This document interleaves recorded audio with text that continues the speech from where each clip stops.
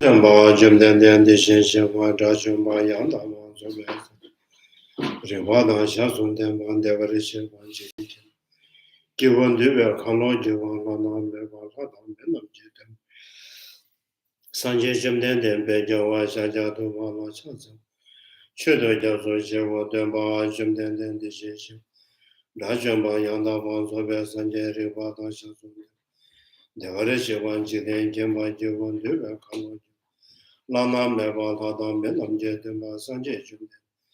Bejawa Shaja Tubana Chazano Judo Jansuch. Dumba Jumden de Jenshavan Jashuma Yada Mansugasan. Ribada Shazun Demban Devarishavan Jidin Chamba Jivundu. Kalo Juva Lana Meva Tata Menam Jedima Sanje Jumde. Bejawa Shaja Tubana Chazano Judo Jansuch. Kanze Ganyan Zowa Jetam Sajendena. Manenji den de na cho je so de ze ke wa je ma cha zi nam da gong ga cho do su sa wa ye xi jia zu se je gong mo cha ban je de su na na me wo mo cho ni je ma cha zi no chen jo de ma chi men da ge sen don da wa je ma cha zi no de je chen da se ba su ma nya me chen chen je ma cha zi no gong bo tu je xie de tam je chen be den ba bo so na me ye den ja zu de xin shen ma cha zi no ta bian zhe xia chen Giving on the children and children. She does a much as a trainer travel. Labatala Rabane, sing it on my head. Get your Maya Charles and the watching and message and give up so much. Rangi Semme also do tennis and jet them. Karmara Rima Medan, you must have a children. Melon Lord, gender, but on the Jason of the Sonam de Tom Jeseva, you command of the ginger.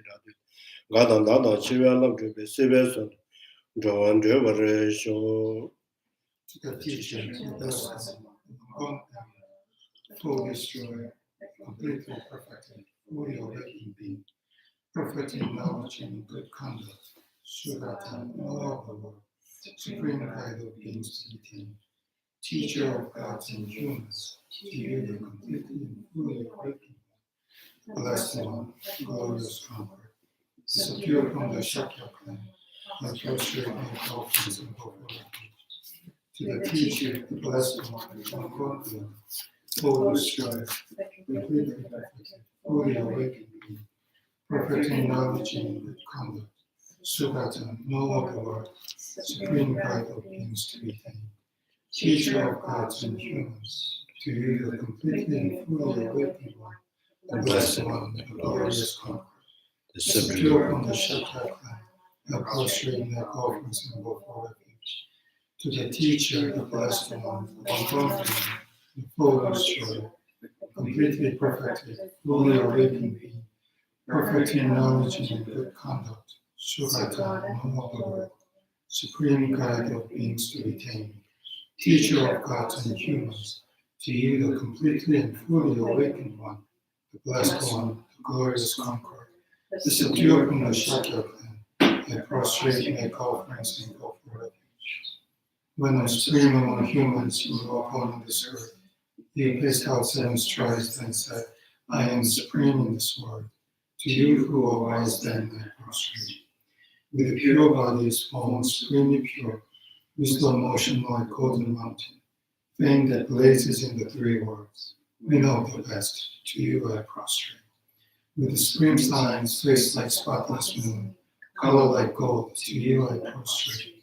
You are immaculate, the 3 worlds another, incomparably wise one, to you I prostrate. The Savior having great compassion, the teacher having all understanding, the field of merit with qualities like a vast ocean. To you, the one gone to dustness, I prostrate. The purity which makes one free from attachment, the virtue which frees one from the lower levels, the one path, the sublime pure reality, to the Dharma which pacifies, I prostrate. Those who are liberated also show the path to liberation, the holy field qualified with realization, who are devoted to the moral precepts, to you the sublime community tinted with virtue, I prostrate. Do not commit any non-virtuous actions, perform only perfect virtuous actions. Subdue your mind thoroughly, This is the teaching of the Buddha. A star, mirage, flame on lamp, an illusion, drop of dew or hope, a dream, a flash of lightning, cloud. See conditioned things as such. Through these merits may sentient beings attain and cope all seen, subdue the four faults, and be delivered from motion and suffering, of aging, sickness, and death. Sanje Chono, Sonje Chono, Ma Chaju Pato, Dane Jasu, Dagen Jasu, Jasu, Chono. Dola Penche, Sanje Jobra Show, Sanje Chono, Sonje Chono, Ma Chaju Pato, Dane Jasu. Dagen Jasu, Jasu, Chono, Jayan, Dola Penche, Sanje Jobra Show, Sanje Chono, Sonje Chono. Chaju Pato, Dane Jasu, Jayan, Dagen Jasu, Jasu, Chono, Jayan, Dola Penche, Sanje Jobra Show. Sanje Chono, Sonje Chono, Ma Chaju Pato, Dane Jasu, Dagen Jasu, Jasu, Chono. Nondual Penche, Sanje Jobra Show. They go for refuge into Illuminating, to the Buddha, Lama, and Sangha. Through the merit I create by practicing giving and the other perfections, may I quickly attain the state of Buddhahood for the benefit of all sentient beings, and go for refuge until I'm enlightened, to the Buddha, Lama, and Sangha. Through the merit I create by practicing giving and the other perfections, may I quickly attain the state of Buddhahood for the benefit of all sentient beings, and go for refuge until I'm enlightened, to the Buddha, Lama, and Sangha. Through the merit I create by practicing giving and the other perfections, may I quickly attain the state of Buddhahood for the benefit of all sentient beings. Pumea Bumbole Shemia Tela Bume de Shinshiba Bunde de Shinshiba Kaji. Kete Sanje Pumala Dene Rajin in Rajin and the Kama, the Shimona Kama. Kaji Shinjama Dene the Danya de the Kaja Danya about the Cheta, the Shinshiba. Kete Rajin Yemena Shima Yuba Cheta, Jurajeta, the Shimuto, the Shisha the Kang. Kete Pumama Dema the Shinshiba Gayana Tenet, the Tenju Tenet. Pumbana Lama Demra the Shinshiba Gayana, Kajama de Yemena Tenet. Nyawa namba mayamba nyawa nambra chemejo nyawa namba meba ya dishinship cheyame. Namba mende tse na kaje kinye chenye de bebe dishinship de nyawa namba cheta. Kaje nyawa namba de tena rashe ne nyame daga wala kame ba tishen wala yere ken. Tedra nyala nyala mo namba kunje tomba ya tombe dishinship namba cheta bunda tomba shi jeme jish. Medon shi jeme jish ni de nyeme me chata dabe tete juba chata da medon la tu jishi wada na kama. Tada Tamela Jeshivanda Kamaja Kanga Dishes and Zambato Sun Yutin and Measure number Dobaja Rajan on the Masajan and the Yodoship and the Samate Benjamin. Handa Sanja Jesava Melo Joshua Juven and what happened at the Jenship to me, the Jenship Raja. Tenem John the Rajinia, the Jenship Rajim and Rawadi, the Jenship Sheshava, the Raduchip and Shuniba. Kangiya jadan jiba da tsude yinda banjuba tenje chunga sumanya tuwa tena cha tse lo.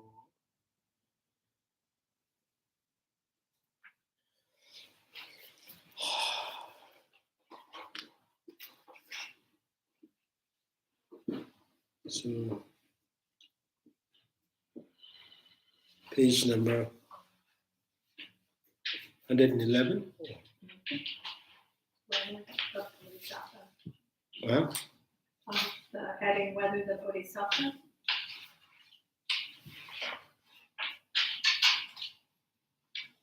Bodhisattva what? Suffers from giving away the body.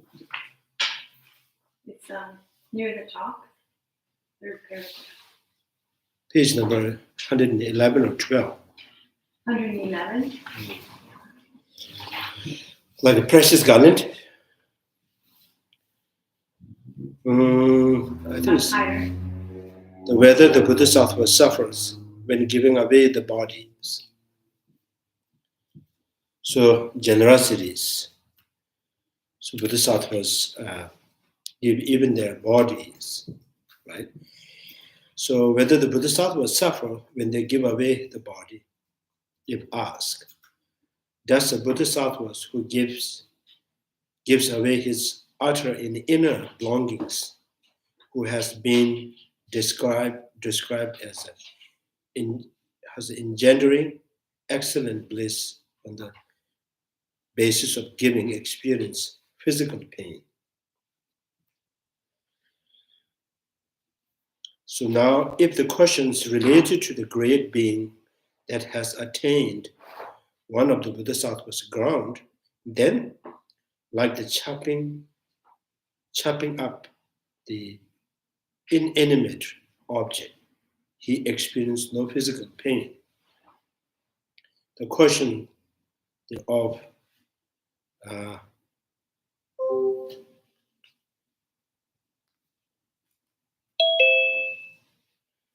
so Gagana Ganjana Sutra, for example, stated the following. So this, I think this was saying, giving away their body for the first ground, or from the first ground, second ground, they don't have any physical pain. So this was says in the sutra. It is thus said there is great forest of salad trees. Some people appear and cut the salad tree. The remaining salad tree do not feel attachment or aversion or conceptualization or true conceptualizations toward them with the thought. That tree has been cut. We haven't cut yet. So too, the bodhisattvas' forbearance that resemble this, which is thoroughly trained forbearance, is most excellent and is equal to space. I think this is one of the two reasons these bodhisattvas, the first ground, do not experience physical pain. So one is the great compassions of the bodhicitta. So it's kind of, deep in their mind, strongly always pledge to benefit other sentient beings and cut the suffering of others. That is the one reason. The second condition is direct realization of emptiness, right? So these two, because of these two conditions, their mind is like a space, open forever, right? Open for every sentient beings forever, kind of, totally dedicated. So, and with that kind of, determinations, and everything is absence of intrinsic existence. So that two conditions kind of, so not allowing any physical pain to them. So this is the sutra, and then another, the precious garland, Nagarjuna's precious garland too says that he has no physical pain, so how would he have mental pains? So there means no physical pain, therefore there is no mental pain. So no physical pain is because of the dedications, determinations, giving up oneself, and they're belonging to the every sentient beings with perfect realization emptiness. So there is no attachment towards any giver and the receiver and the gift, right? So there is no reason to have mental pain. Through compassion, he feels that he feels the world's pain. Because of this, he long endure. He can bear for any physical pains. So this statement too is the intended from the point of view of the bodhisattvas that has attained the grounds. So not the ordinary bodhisattvas. In the previous sutra, there's a conceptualization and thorough conceptualization. What is the difference? Talk about the number of topas. I think this is kind of like making a little slight difference. Topa means concept, rather concept. Like for example, when you have a concept of when there's a concept of nations, and then the concept of nationalizations, the concept of loyalty, patriotisms. These are thorough conceptualizations. One concept brings another concept continuously. So these are,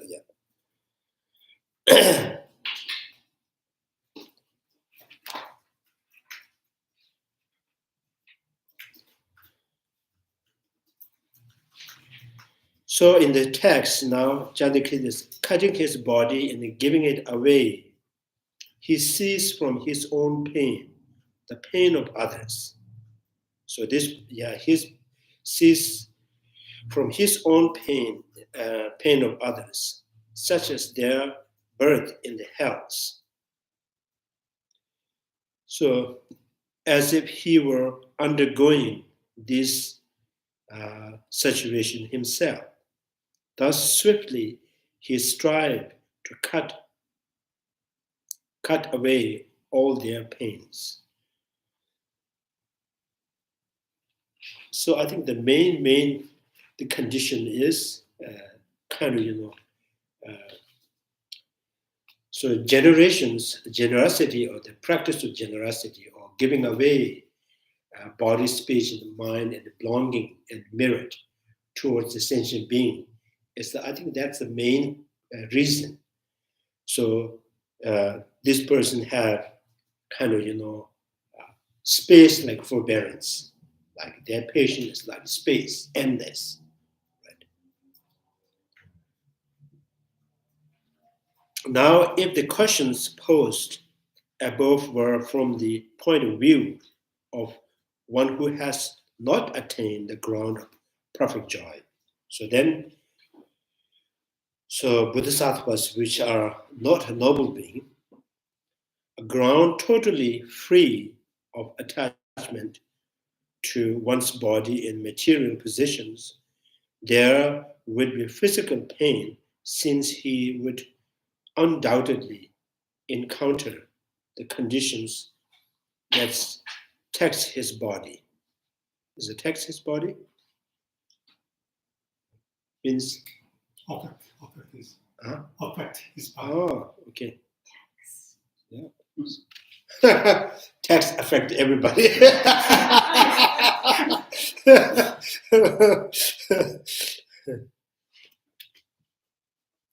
So his body, nonetheless, even on such occasions, because of that suffering, he will abide in condition that lead him to seek the welfare of other sentient beings, even more.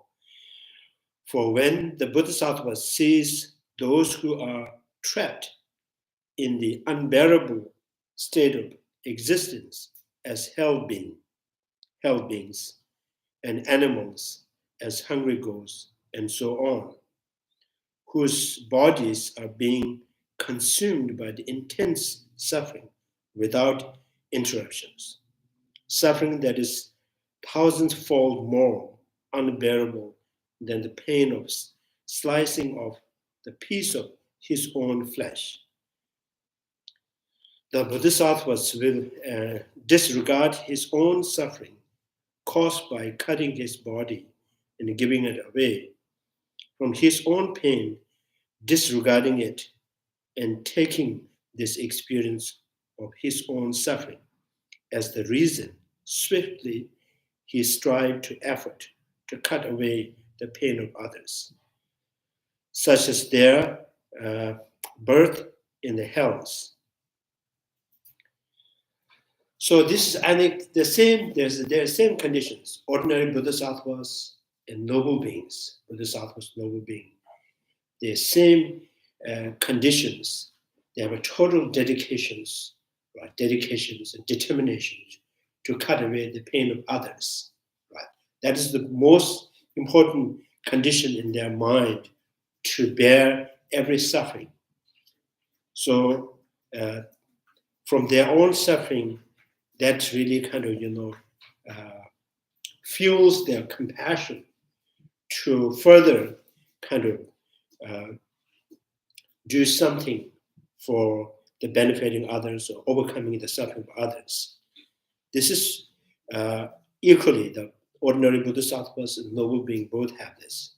So additional bodhisattva ground, who are on the ground, the first ground, the second ground, they have this kind of direct realization emptiness, wisdom realizing emptiness. So this wisdom realizing emptiness, with that great compassions and perfecting the generosities. So the bodhisattvas on the ground, they do not experience any physical pain. So ordinary bodhisattvas, they experience the pain, but that pain they could disregard by kind of, enhancing their compassion towards others, right? So we always talk about the three kind of patients: patient that disregard the suffering, patient that taking up the suffering of others, the patient to be able to penetrate, penetrate the most profound or subtle ignorance, right? So these three patients, this is also the first patient disregarding the suffering. So ordinary practice, the patience disregarding suffering means like understanding impermanence correctly, that can disregard many of everyday the suffering. We can see, this is just samsara, right? So knowing this is the conditions, inevitable suffering, birth, aging, sickness, death. So through the understanding perfectly the impermanence, you can disregard many of the samsaric suffering, right? So you don't have like an impatient over those everyday discomforts.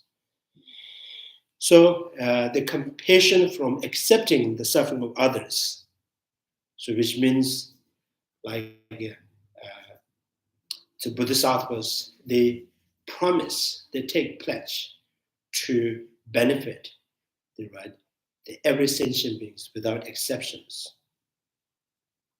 So by that, and in many of the in the everyday life, so some kind of successful, not successful, insulting, praised, fame, they don't really disturb or distract their mind, because these are also kind of excited about the praise, excited about the insultings. So these are some kind of the attachment towards oneself. So compassion will disregard, or compassion will prevent many of this the suffering over the fame and the and successes and unsuccessfuls over that. So sometimes impatience comes from not knowing. You want to know, and how much you try, you couldn't understand, and then you get impatient, right? So to overcome this kind of impatience, and it means you need to exercise, contemplate many times and in many ways, so that being able to generate the wisdom that could penetrate most subtle ignorance. So that's also one of the conditions to expand your patience, right?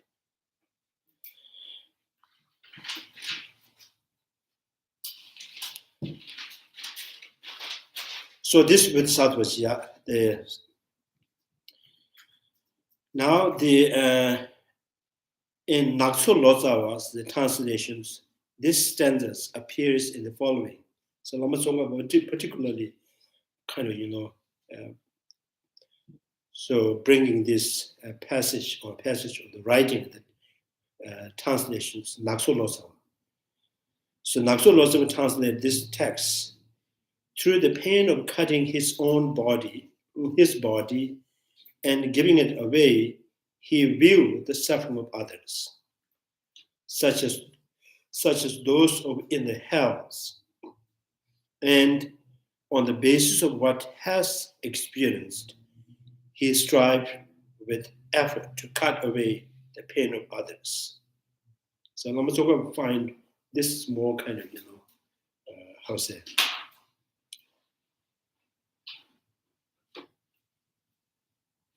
Maybe better explanations, right?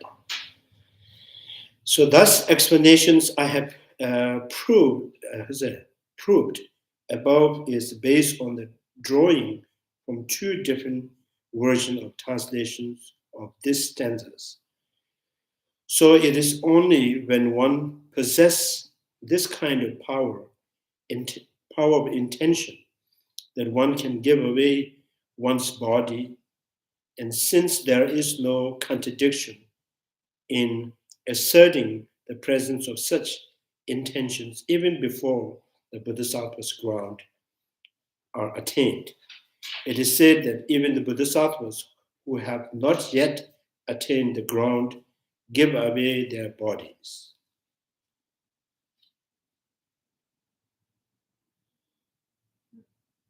So giving away, so the bodhisattvas, so which means now the main reason is, I think, kind of, main reason, or I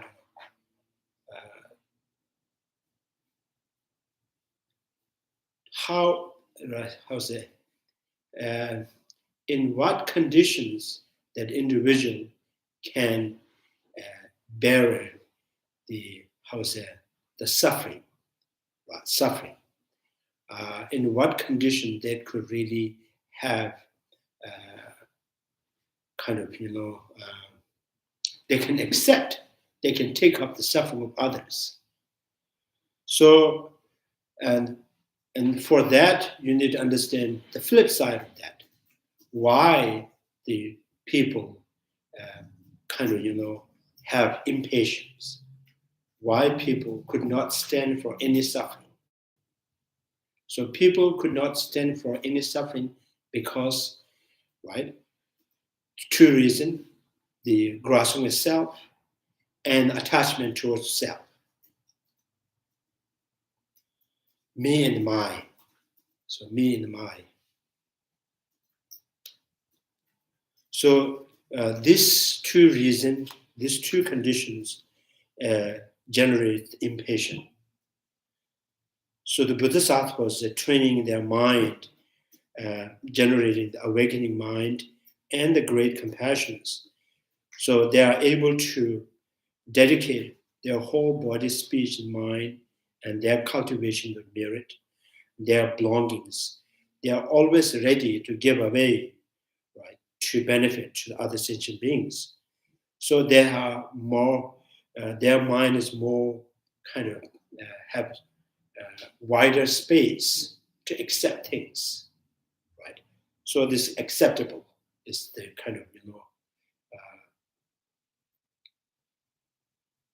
accepting any situations, right?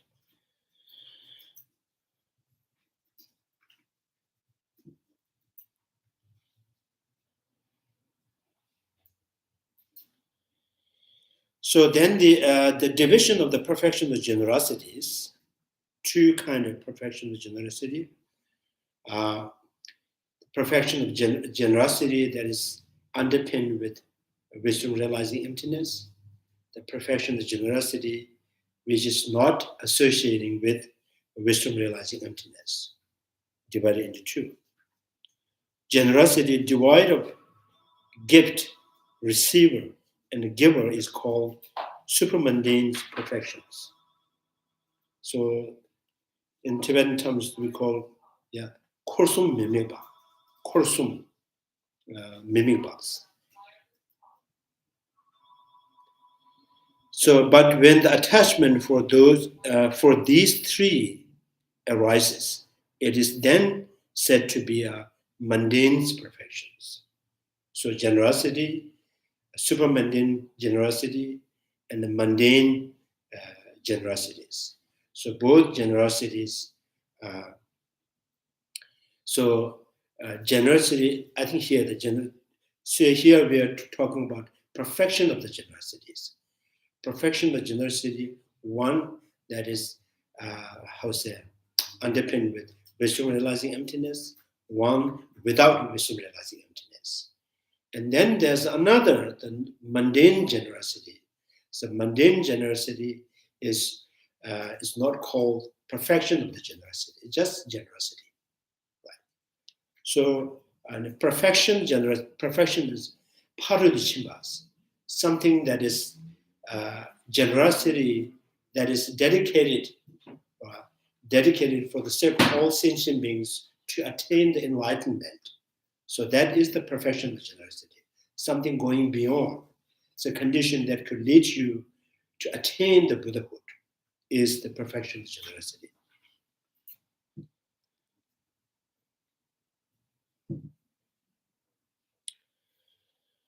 Such generosity is intention to give when sustained by uncontaminated wisdom, devoid of perfection of the truly existent. Gift, receiver, and giver is called by the great mother perfection of Wisdom Sutra are supramundane perfections.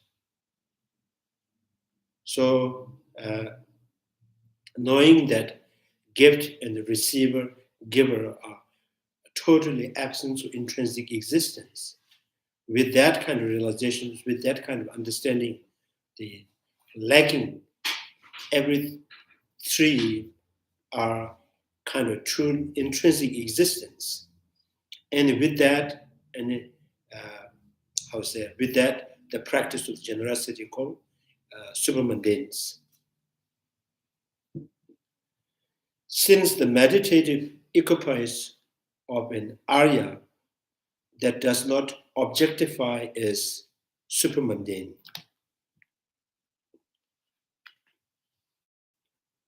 So generosity, the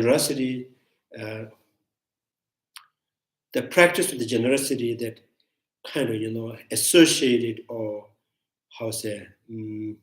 conditioned by the mind, that is grasping at objectivity on giver and receiver and the gift is mundane generosity.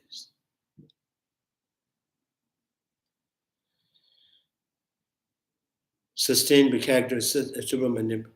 In contrast, the generosity that is not sustained by such non-objectification is mundane perfections. So the clear distinction between these two cannot be ascertained directly by those who have not attained the ground of the ultimate awakening mind. So, making a distinction, the clear distinctions of these two, mundanes perfection of generosity, supermundanes perfection of generosity. So to be able to make clear distinctions, you have to attain the first ground. So ordinary bodhisattvas, they do not really make clear distinction on that. So now that, so in the Sanskrit word, what is the generosity? I think first they're saying, what is the perfections? So the term beyond, perfection means beyond, right? Yeah, I'm not really sure how English comprehends the meaning of the perfections.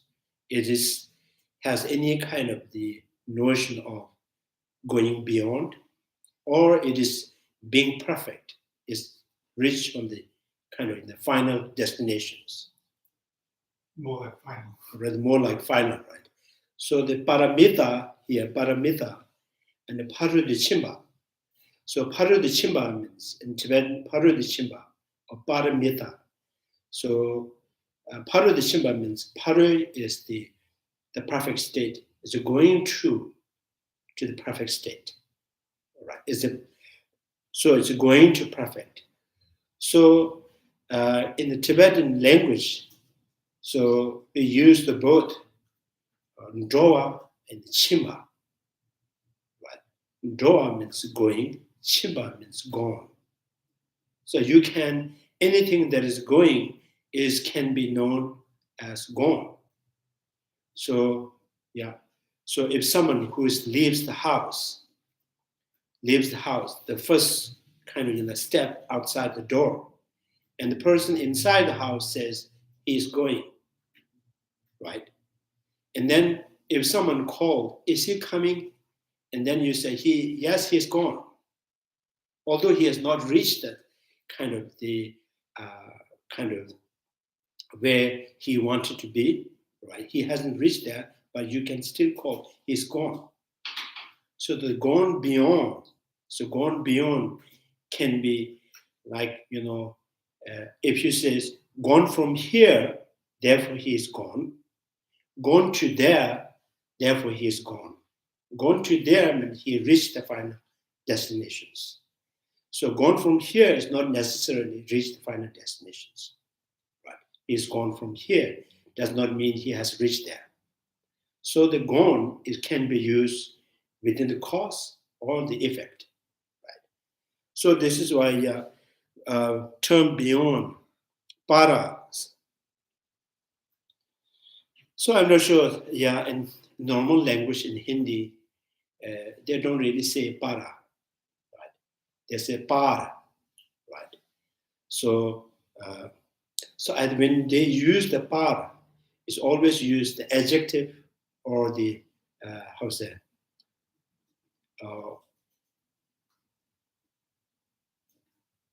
is the another one?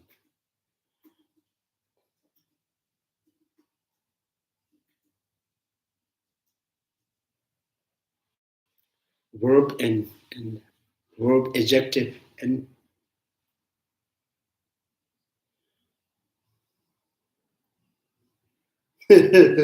so I have learned in this ESL, so I forgot.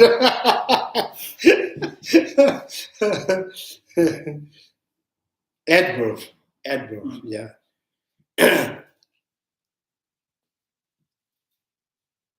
Sagar par. Sagar means ocean. Par means he's gone beyond the oceans. Right.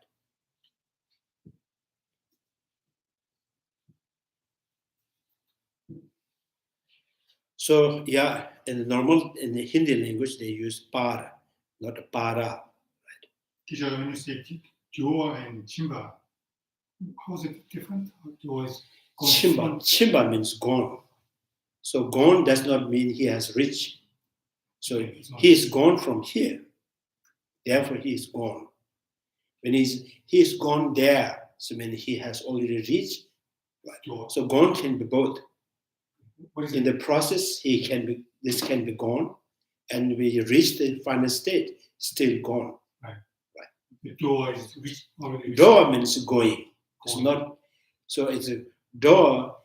Actually, it is the gone, but the door and going is it's just a kind of going is just a verb and does not describe where he is going, where he's going from. Right.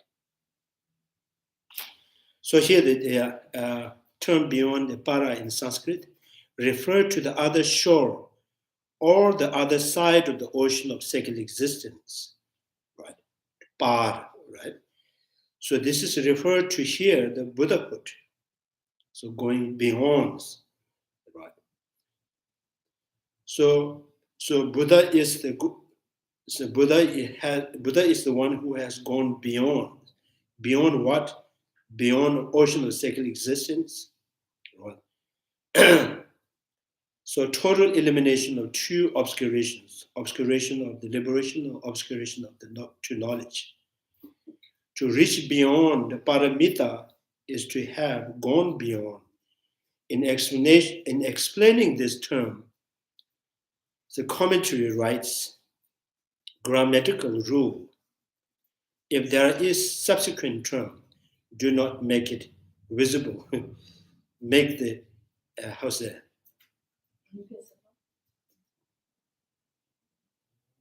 accusative case is an accusative case. So which means paramitas, the subsequent term, do not make it visible.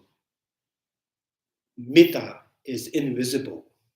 Ma is parama. So actually this they were saying is param. So a is invisible. So make it just simply kind of express ma. Yeah, Lama Tsongkapha in Tibet, he studied Sanskrit. So we can test how much he learned. So accusative case, visibles. Parama, right? Param. The accusative case is just a noun. Retraining its form. Alternatively, because it belongs to the group of the type of prashodhara and so on. So it is left as a word processing as suffix ma. Prashodhara. What is the So yeah, here it's not really explaining the prashodhara. Para means beyond. Prashodhara. So Dara is the one who has reached, one who is standing, right, going beyond, being able to hold on the beyond. Prashodhara. And then another Buddhist school, and they call the Bhagavan, sometimes Bhagavan, sometimes they call Paramatma. Paramatmas. So this very kind of, there's a visible and invisible. Para is beyond, or it is, if it's the Mahatma, I mean the great being who is gone beyond.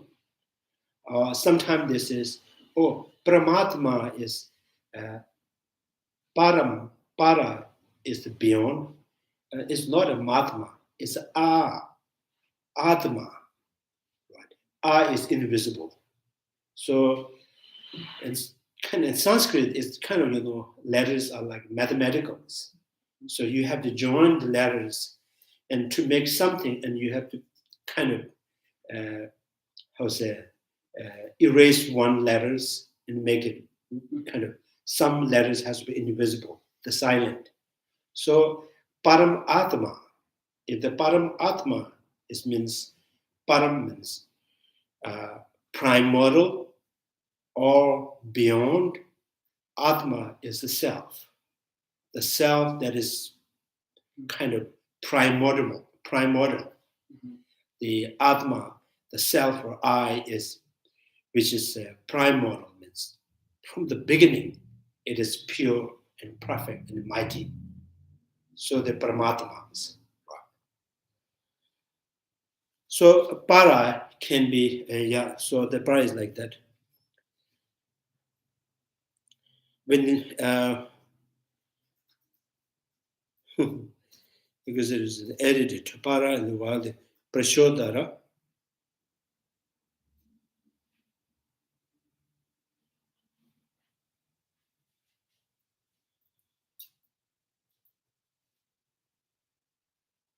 Lost visible makes alternative. Prashodhara and so on. It is left a word processing a suffix ma. So actually para means now kind of, this, it kind of, this, the word itself is kind of,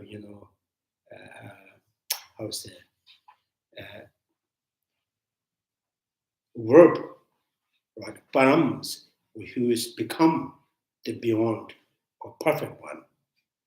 So, in the paramitas, for the generosity, you have to erase the a and intact the ma, right? And then when you read, you cannot read param. So you have the paramita. So this is how you read, right?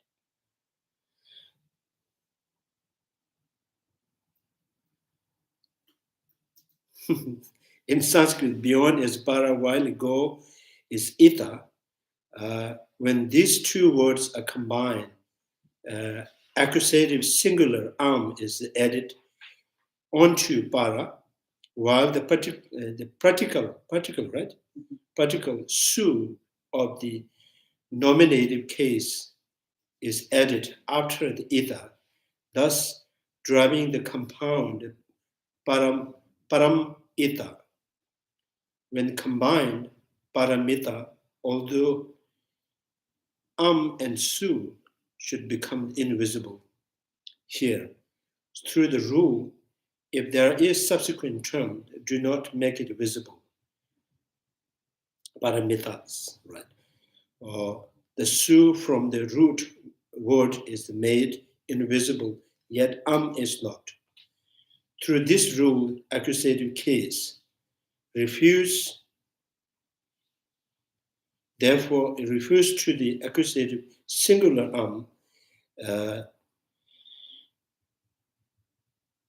as this particle is not made visible. The term assumes the linguistic from paramita being in the prashodhara, and so on. The suffix ma is added to make the word parama. Since it is to be a read, parama, it is stated, do not make it visible. Thus, by erasing of and leaving ma intact, they're giving it the vowel, so it becomes mita. So this is how it is explained. So the nominative ending su given here seems to be incorrect. To check whether this should be C or C instead. So we are going to check with this. Some Tibetan assert that from the Sanskrit word parama ita, the anusara, kind of anusara atop, ra is placed, the analogy, alongside with same row, when then the result in the paramita, and when the samdhi, what's that? Rule is applied to this. The vowel E is given to the letter ma, mitas, right? Then when the vowel A is erased, it assumes the form mita. There seems to be many confused explanations such as this. However, the explanations offered by the Pandit cited above seem to be the best.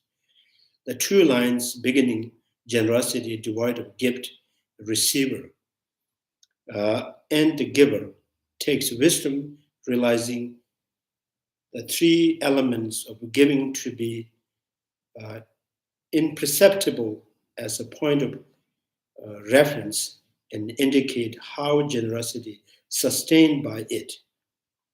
And instead of perfection with generosity, the other instance, the perfections such as generosity are not sustained by this wisdom are still called perfections. So, so paramitas, this is okay.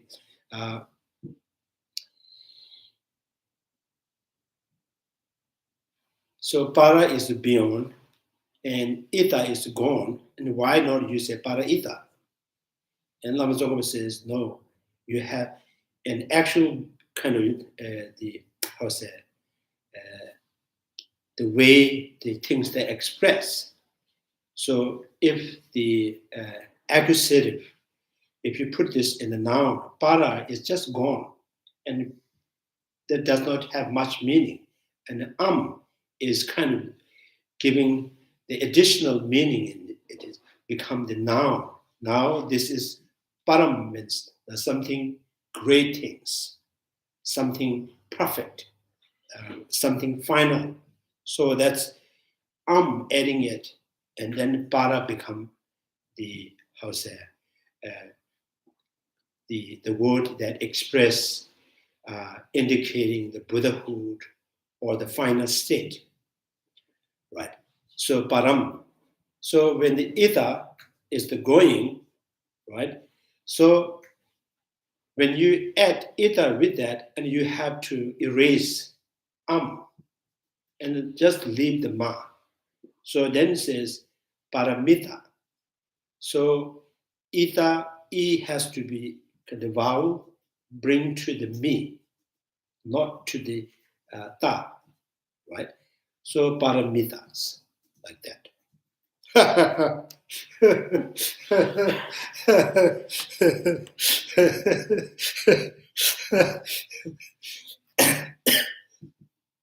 That's why Hindi is quite complex in the language. So there's many, even the na has a half na and a full na. Na with the vowel, na without vowel. So because the sound they make, they're like that. Every day, kind of their normal language has a lot of vowels. So they have to make speech like small and stronger, and then sometimes high.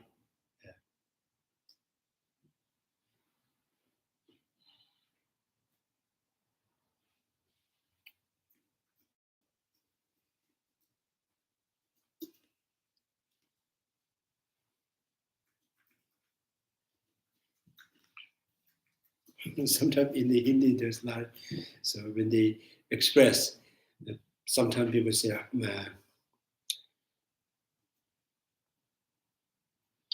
looks like questions, right? But it's not the questions. Before that, making sure of your statement is not a question. You say, I'm just simply explaining, and then he say these things. So if before he stated this is explanation, it becomes the question. Something like that. Anyway, so I think it looks like in Tibetan, and the Tibetan letters, and the Hindi, ka ka ga ga na, right? So in Tibetan it says, we don't need this two ga ga. So it's just ka ka ka nga. That's enough. So each time the letter ka ka ga ga, ga always kind of erased, no use in Tibetan language. And cha cha ja, right? In Hindi, jaha, nya. So Tibetan says cha cha cha nya. That's we don't need.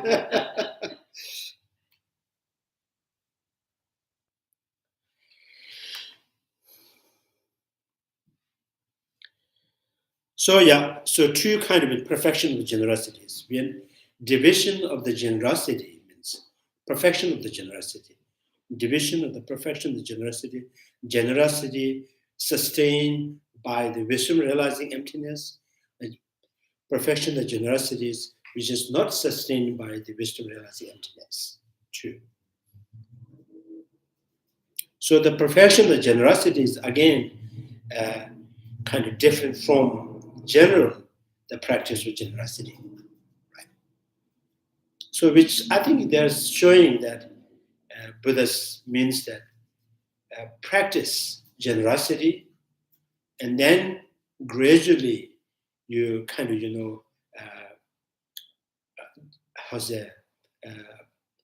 gradually improve the generosity, normal general generosity to the perfection of generosity by sustaining, by compassion and the wisdom realizing emptiness, then become the perfection of generosity. Right?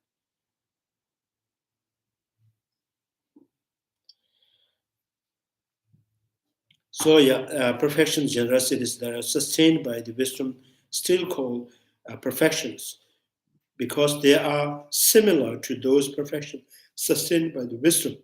For example, and in instance, the generosities may not be sustained by wisdom, but it is sustained by the dedication to the great awakening, right? This is sustained by the compassion, and bodhisattva, therefore, is the perfections. It is accepted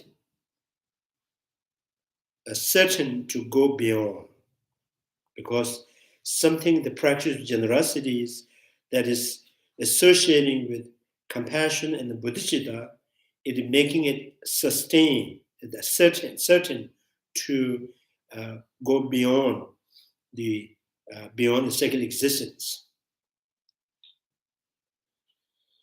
So it is suitable to be called perfection of giving.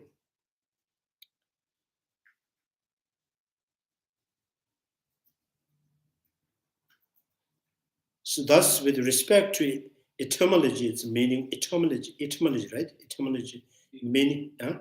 Yeah. Etymological, okay, etymological.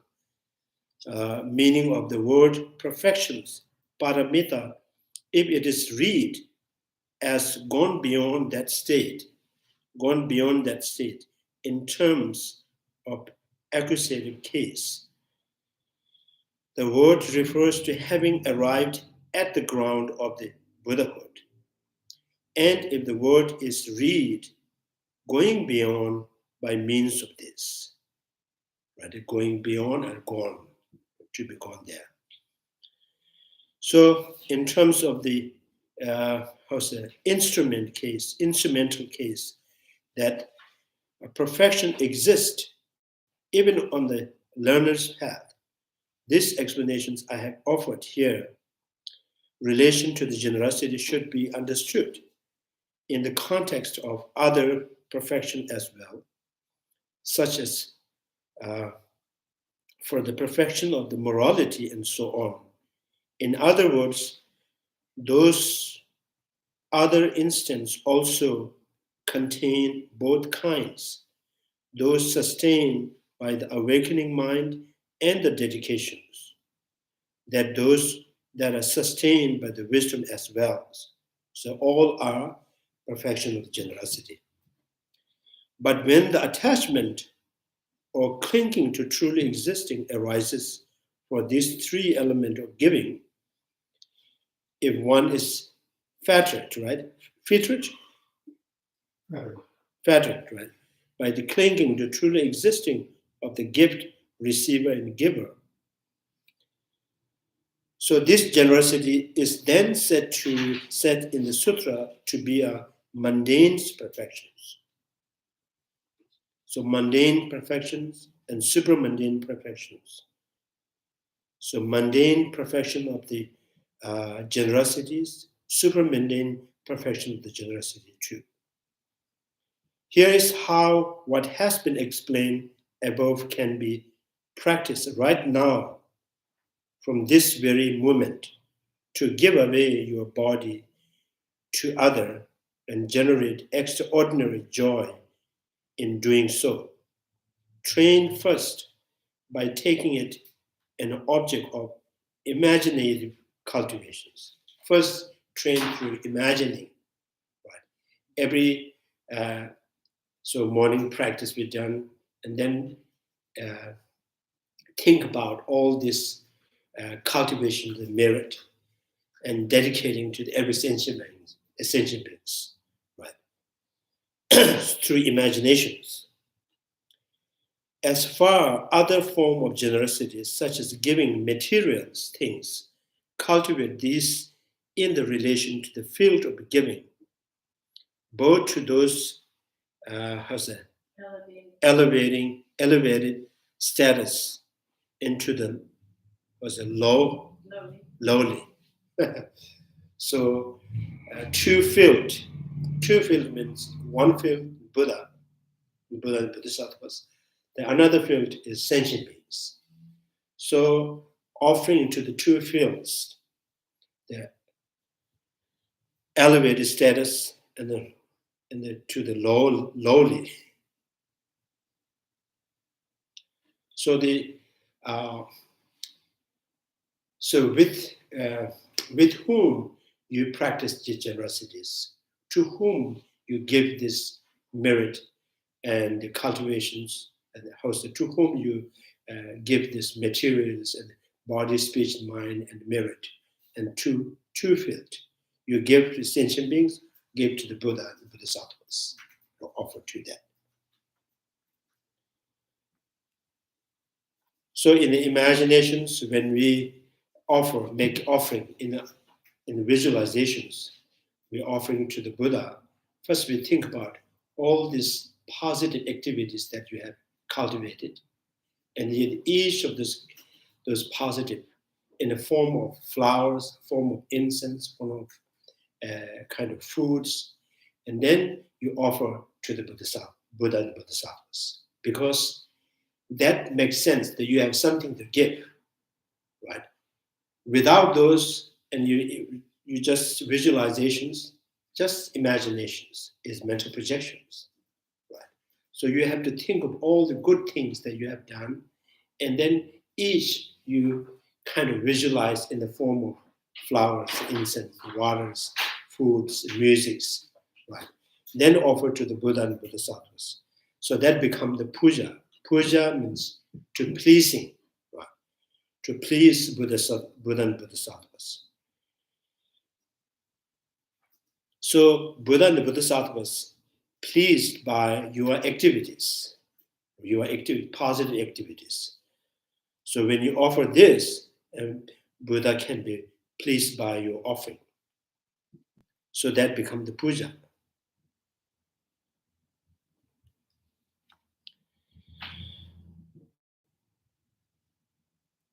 So on a regular basis, through such act as offering even a simple things like water, on this occasion, right?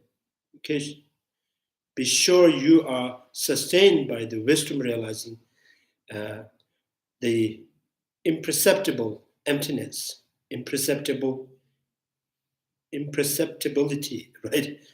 The emptiness of the three elements of giving. So gift, giver, and a receiver all lacks the intrinsic existence. The gift is conventionally dependently arises, not independent. To whom you give, the receiver is also lacking intrinsic nature, so they are also dependent arising. And the giver oneself is also not intrinsic, is a dependent arising. So with that knowledge, with that understanding, and then you offer.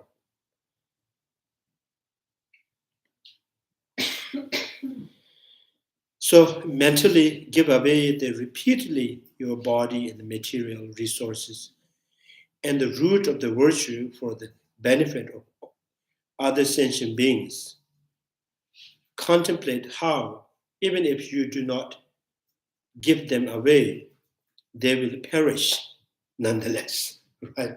So although it's kind of, it is inevitable that there always, anything that you belongs will be perished, but before it being perished, at least you imagine you are, every day you are offering to the Buddha and sentient beings. And you will have to discard them away anyway. You will have to discard them anyway. Yeah. So contemplate how, since you will have to give them up anyway, it would be better to mentally give them away beforehand. Beforehand means before they pass away, before your body passes. So before it happens, beforehand.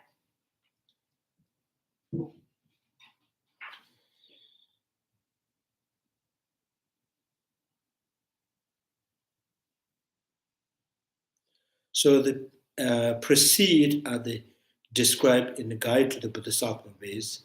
So Guide to the Bodhisattva, Shantideva says, my body, my material resources, the root of the virtue of all 3 times, I will give this away without reserve to fulfill the wishes of all beings. So by giving away everything, one transcends sorrow, and my mind seeks this transcendence of sorrow. Since everything must be given up anyway, to give this to sentient beings is most excellent. I think this kind of motivation is not easy. You have to think for long run, like buddhahood.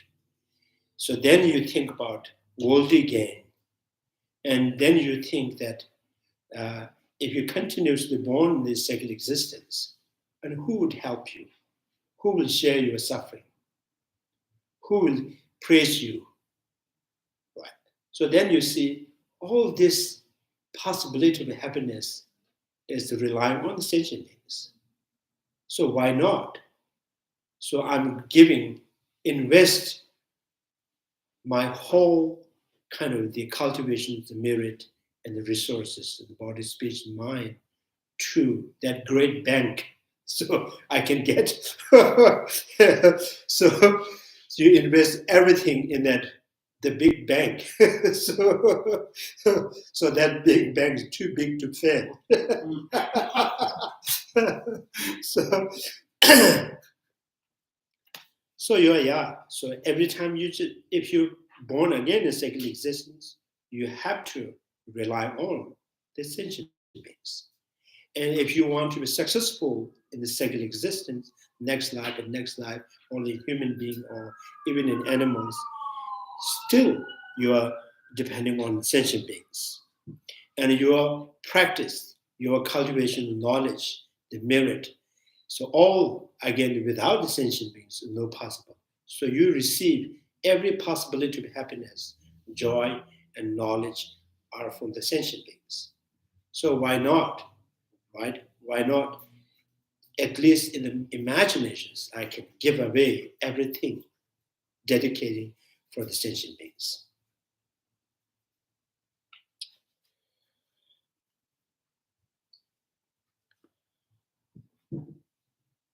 The sentient beings is right, local bank, and Bodhisattvas is the state bank. So you're saving up in the 2 bank.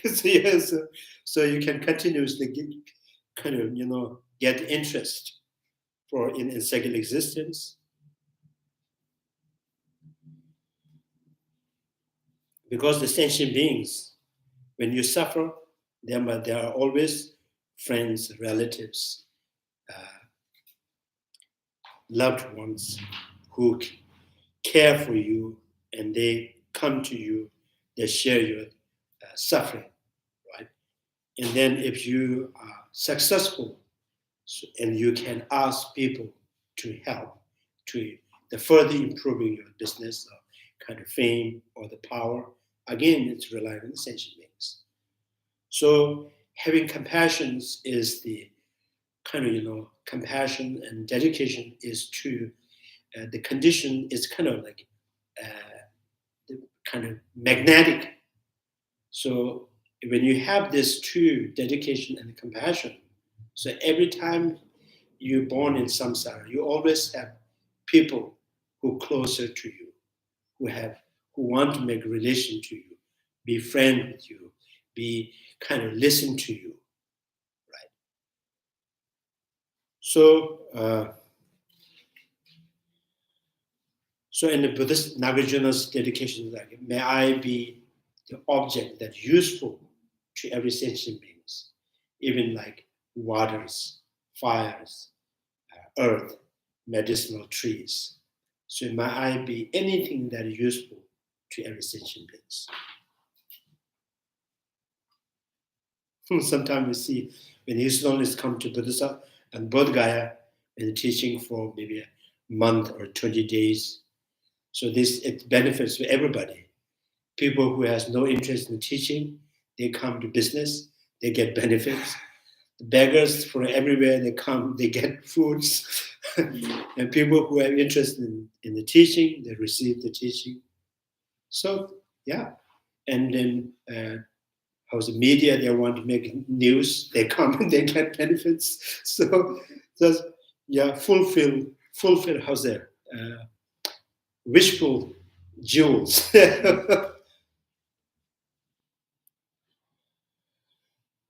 So, yeah, conclusions now, stating the quality of the ground. Now, to present briefly, as described earlier, the attributes of this ground of the perfect joy as qualified by uncontaminated wisdom.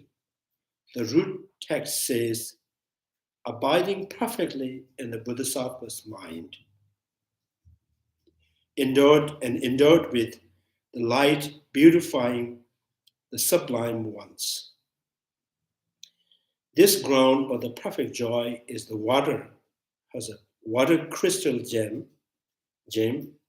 which means moon, which dispels all darkness of the rain and rain victories.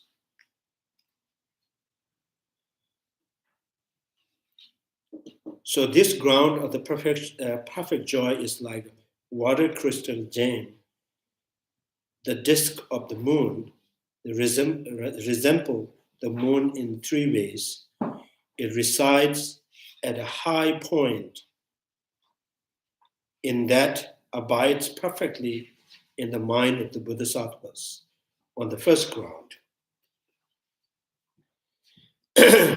One who has attained the qualities of the ground described above, as such, it abides high up on the path, like the moon abides high up in the sky.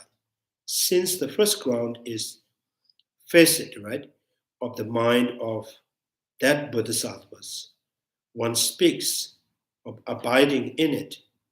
This is like, for example, the eye being located on the head.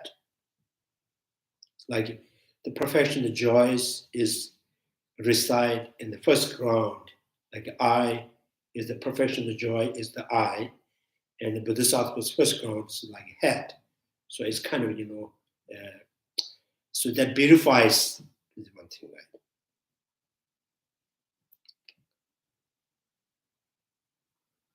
So Vaibhashika school in the Abhidharma, they also says, wise people have two eyes, right? So what does the two eyes kind of, why there's two eyes? So the Vaibhashika says, to beautify human face. If one eye is not look good, right?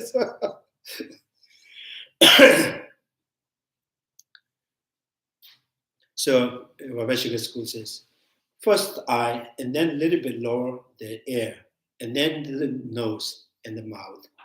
So, and why this kind of the hierarchy? So this is when when you see something from far, one person, you can see him, but you cannot hear what he's saying. And then closer, you can hear, you cannot smell, you cannot taste. And then coming closer, you can smell, right? So that's why there's a level. First eye and ear and nose. Then you can touch the final is. So yeah, two eyes to beautify, like perfection, the joys that beautifies the first ground. So eye being located in the head, because the ultimate awakening mind of the first ground is endowed with the light of the gnosis in the mind of the sublime or excellent person, thereby beautifying him. It is like the moon, which makes its space, the sky beautiful through its bright illuminations, also because the first ground reigns victories over the objects abandoned on the path of seeing. So the path of seeing abandons three,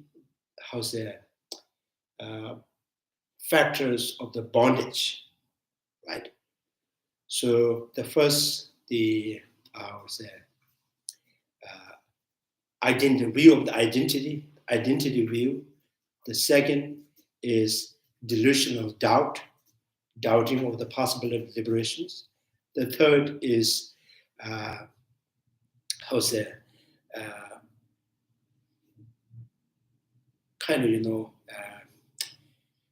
supremacy on the view and the conduct.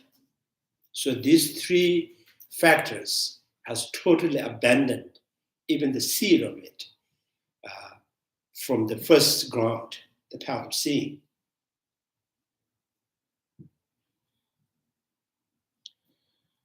So abandon the path of seeing. It resembles the moon that dispelled the old aspect of the thick and dense darkness of the imputed delusional mind. This concludes exposition of the first ground of the ultimate awakening mind from illuminating the intent and exposition of the entering the middle way. Yeah, the first ground is finished.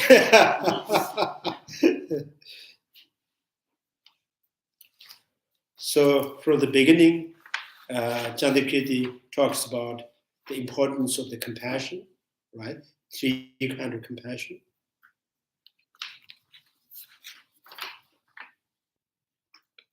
And then after that,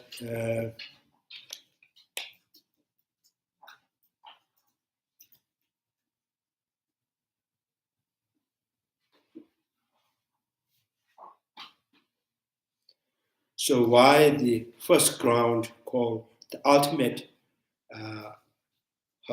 ultimate bodhisattvas, ultimate awakening. So the first ground in kind of newly generate the direct realization emptiness. So that's why is the ultimate awakening mind. So this the first ground, person who reaches the first ground, and then who abandons the three factors of the bondage. So bondage here is in Tibetan is kundu jorwas. Kundu jorwa means something that you binds as an ordinary person, right? Or what makes you ordinary is the true kind of view and identity view, can strongly clinking towards the kind of intrinsic I that makes the ordinary person. And then the kind of always doubting, particularly here the doubt on the possibility of liberations. Liberations is possible or not, maybe not possible.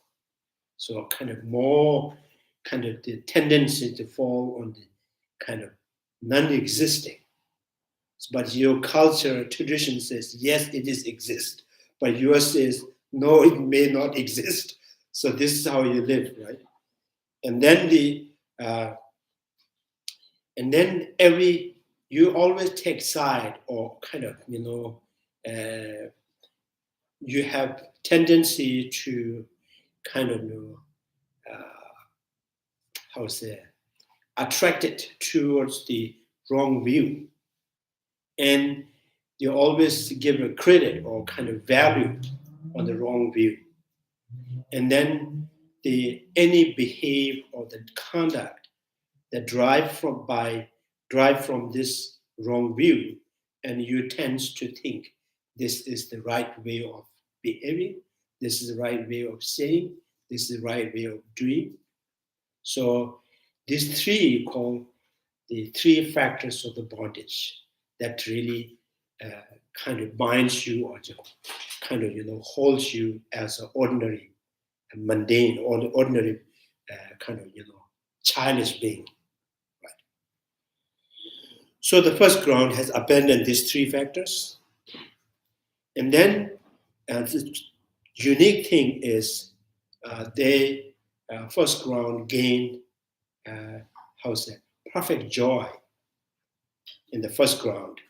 So perfect joy to the perfecting the generosities, right? So the dedication for the sentient being is not just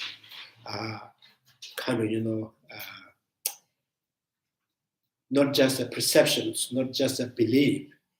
The deep in every part of their mind is accept, right, to dedicate everything that they have is to give to the sentient beings and offer to the Buddha and Bodhisattvas. So when you first, the first time when you reach the state, and then this is, you will shake 100 drums, right? There will kind of 100 drums to be shaking. So it kind of, what do you call is a victory bell that so all the Bodhisattvas and the different drums, they will sense through their clairvoyance, oh, now there's new Bodhisattvas come. Right.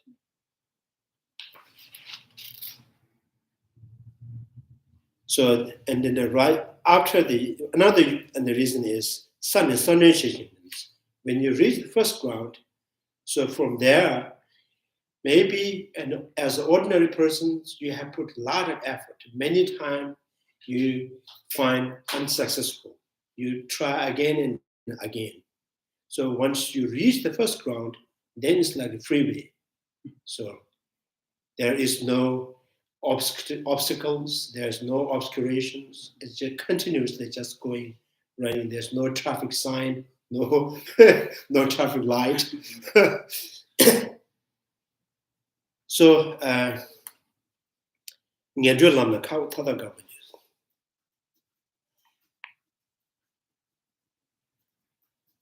and then the first ground also kind of, outshine those two arhats, Śrāvaka arhat and the practical Buddha arhat, by the cultivations of merit. Right.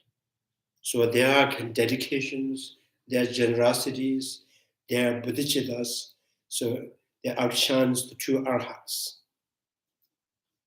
So when they reach the seventh ground again, and then they will outshine the two arhats through the wisdom, through the knowledge. And the first ground is among the 10 perfections. The first ground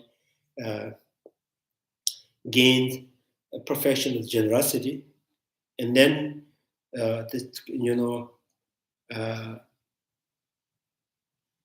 generosity through invisible sign, means inner quality or inner realizations, right?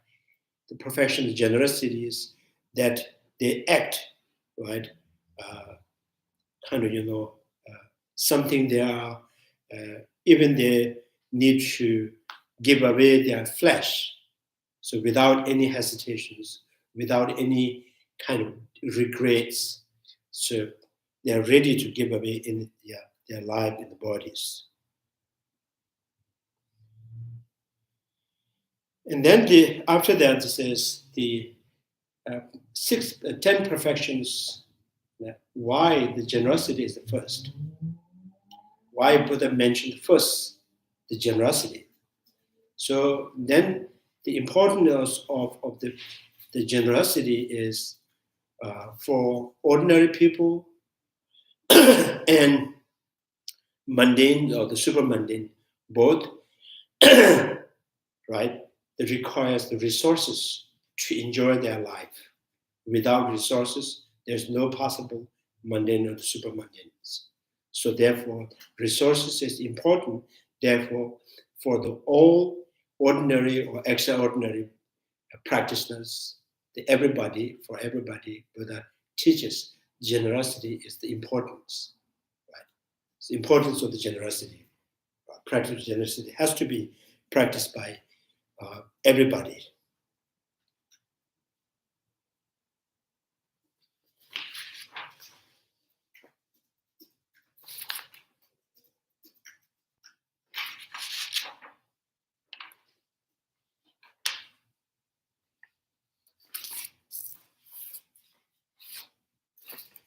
And generosity, and then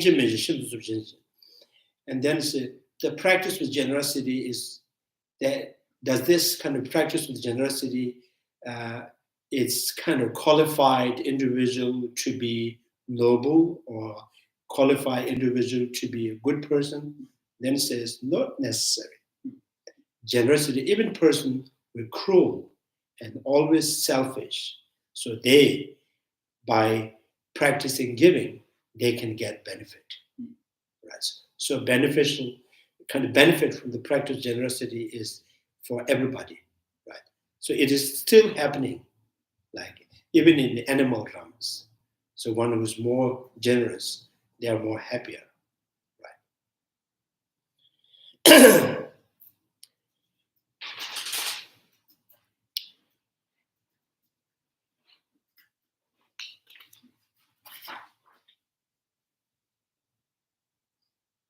So now the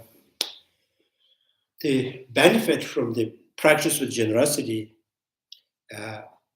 maybe normally, I think generally the benefit from the generosity is not necessarily is ripening immediately, right? So now, for the bodhisattvas, when you start giving, there is the benefit already because of their dedications, because of their compassion. So the right away, right? So when you start giving, there's always the benefit. There's always the great satisfactions deep in their mind. Even just having heard of someone asking help, that the kind of someone help me, sound of help me, brings tremendous joy and excitement to the bodhisattvas.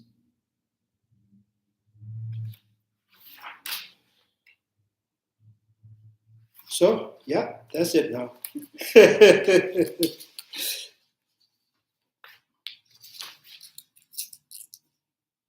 Any questions?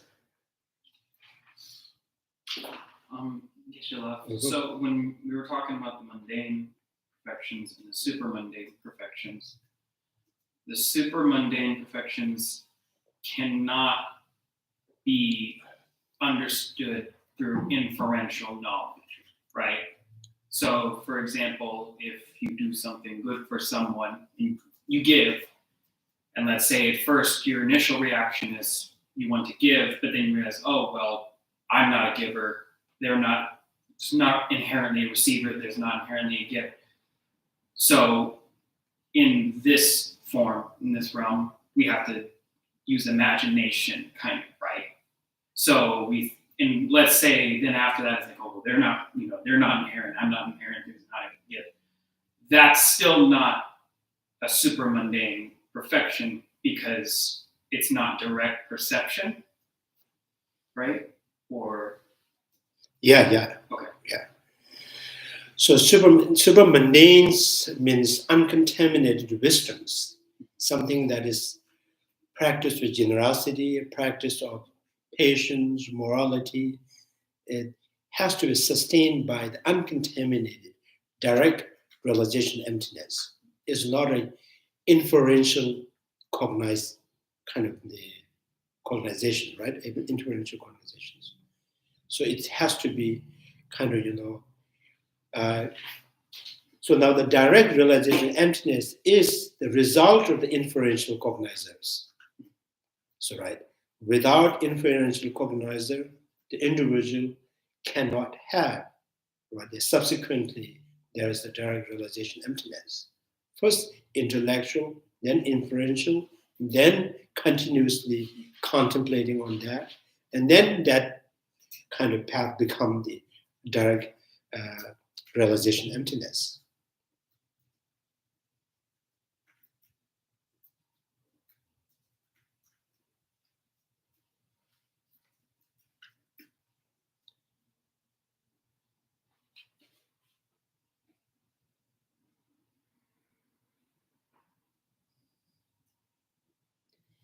I think it's like a letter to a friend or something mentioned, letter to a friend maybe, mentioned about giving like bird feeds, the waters. Now in India, in the old time, the old people, they have their saying, the old generations. So in there, when they have kind of house, I guess, the building. So on the top of the building, they always put like a small container that filled with water. So it's just maybe some birds comes, monkeys. So they drink the water. So something they feel kind of, there's something to benefit, right? There's not too much effort in that, too much kind of, resources there, but that continues to benefiting. And there's some place, and there's like in the village there, one village to another village, maybe there's a 1 mile or 2 mile, people go by walk. So in the middle, some people put like a big water pot. Mm-hmm. So when they go, people go and then they get water. So this kind of, small things. So something something positively contact with sentient beings, right?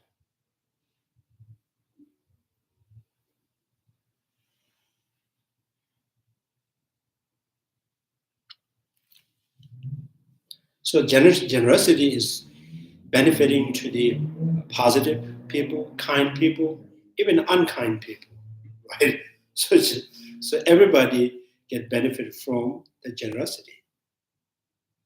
So generosity, another way in Sanskrit, dhan,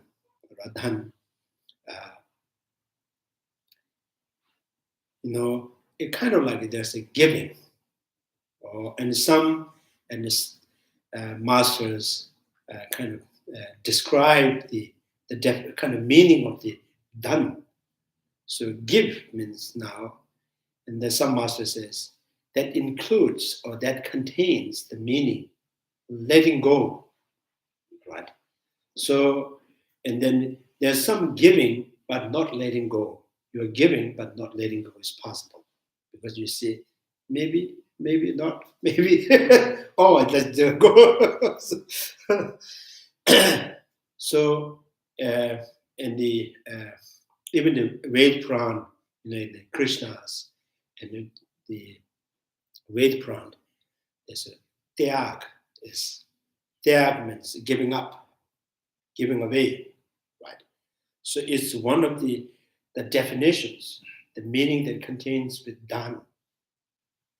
So that you can do the generosity, you can do the giving without letting it go, but still comes, right? You think, if I give this, is he going to respect me or not? So it's almost like you doubt, you still give, right? So there's still the kind of, it's not about how he received it, but he will receive, right? So by scolding, by kind of looking down on him, if you give something, so you can still get back something. How you receive it is not, you're not sure.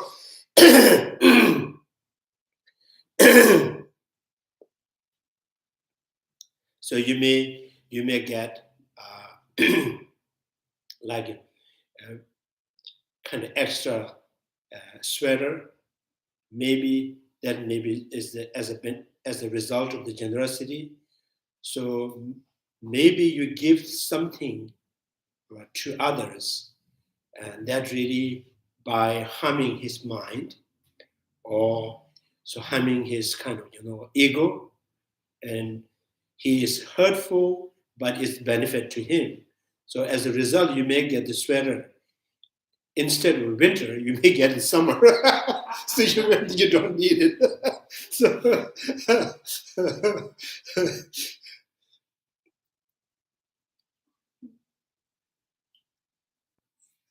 So many years ago, the 16th Karmapa came to Los Angeles and for the Black Hat ceremony. And the instructions in the flyer were take something of value that means something and offer it. So we had, it was a print, it wasn't an original, but it was a beautiful, it was a painting, beautiful print of a young girl. And that's what I brought. It was in our dining room. It was like the main piece in our dining room. And that's what I offered. But I can't say I completely let go of it because I still have the sense of beauty and kind of a sense of what that picture was in my mind. I gave the physical one, but I can't say I completely let go of it because I still have that sense of that beautiful picture in my mind. So letting go, I think that's a kind of holding that I still have that idea.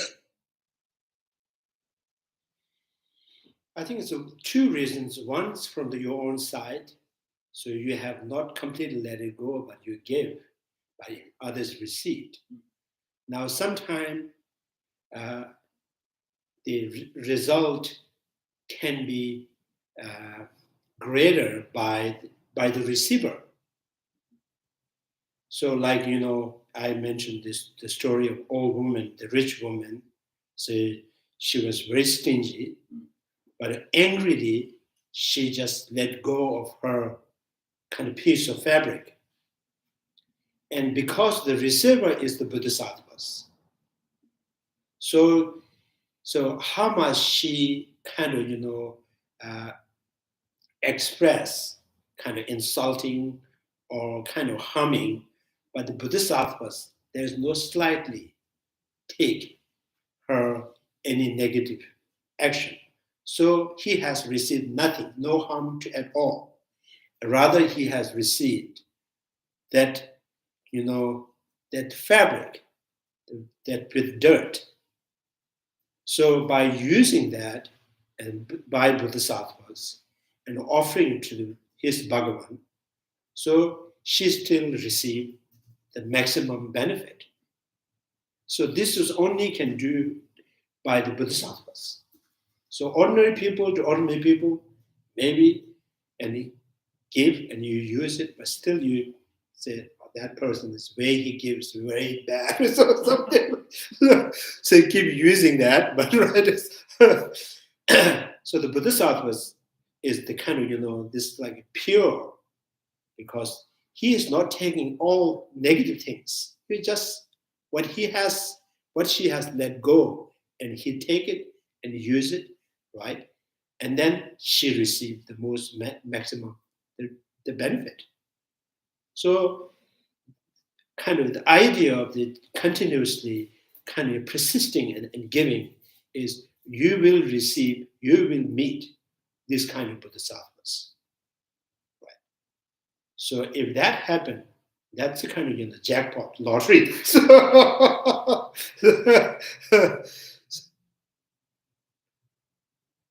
this only happens if you continue persisting in the giving. Right. So sometimes you give with angry, sometimes you give with kind of a little bit kind of attachment, you give with some kind of expectations, but continuously put habit in giving, like a small the waters, at least as small as the waters to the birds, and someone comes or asks you address, or when you drive, someone asks you the address or directions, you give it with a smile, like so something that is the giving.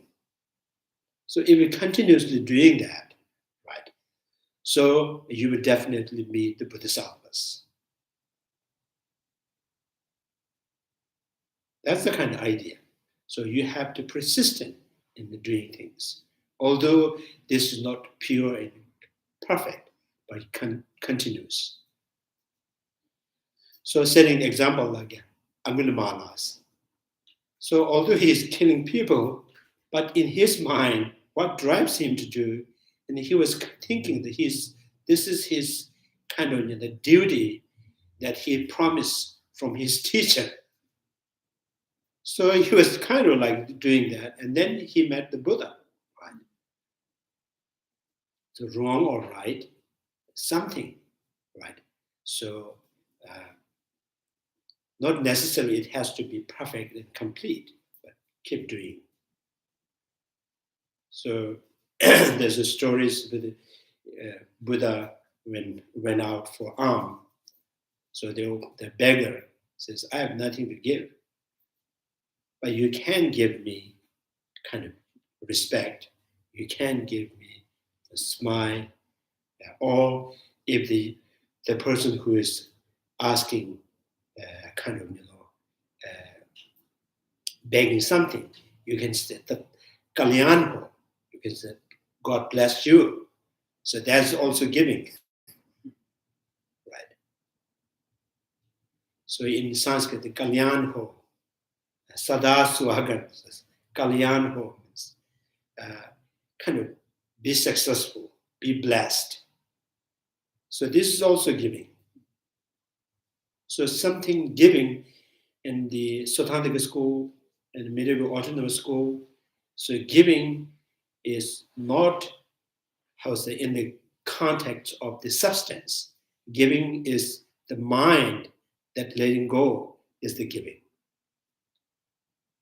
The Prasad school says it's not one thing is the giving, but join of that, right? So it's a dependent.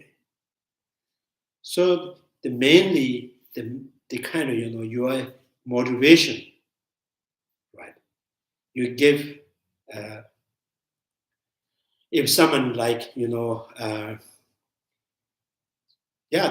asking directions, right, and you give with respect, right? So that is also giving something kind of letting kind of I think it's being patient is the giving. So anything that you give, but still comes. If you give poisons, right? If you give poisons, the result come to you. If you give bread, the result come to you. Whatever you give, it's like you plant tomato comes. Corn comes, right? If you give poisons, poison come back to you. so that's why kind of the result of the giving and the giving itself is unshakable relation. Unshakable relation like smoke and fire.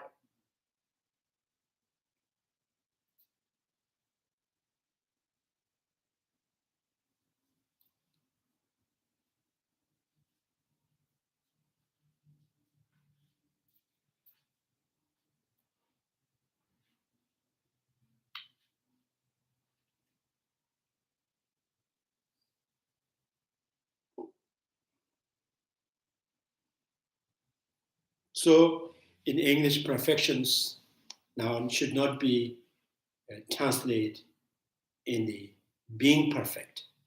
So you hear that you have to understood this perfection of generosity is something in the process of perfecting. Process of perfecting. It's not being perfect.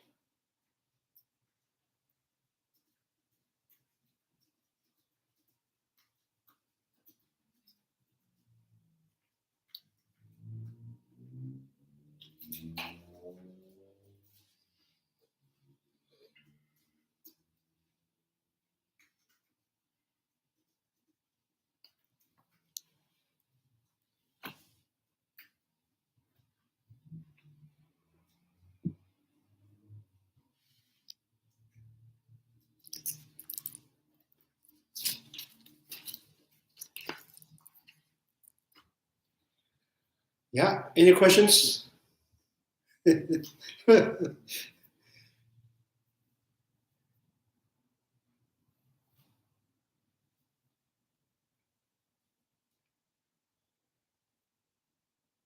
Okay then, we'll stop here. Mañjuśrī Rinpoche, Mañjuśrī Jejuji, Jeva Nyamba, Mevanya, Kone Kondo Pevers, Konye Dawa Rinpoche, Mañjuśrī Jejuji, Jeva Nyamba, Mevanya, Kone Kondo Pevers, Pama Simjen Tamjen, Dedan Denjuji, Nendro Tamje Dado, Dongwan, the Mañjuśrī Kanda Sushu, Dada Kunje, Molong Jubjuji, Karera Veko Vishimas, Pendan Dewa Mandun Juven, Jeresama, Tintin Jazui, Shabeside Bado Denjuji. May the precious body mind not yet born arise from God. May the born have no decline but increase forevermore. May the precious mind realizing emptiness not yet born arise from God. May the born have no decline but increase forevermore. Due to all these merits, may all other and other sentient beings have all happiness, and may all lower realms be empty forever. Wherever there are bodhisattvas, may all their prayers be accomplished immediately. In the sacred land surrounded by snow mountains, you are the source of all benefit and happiness. More powerful chances remain in this world until samsara ends. Thank you very much.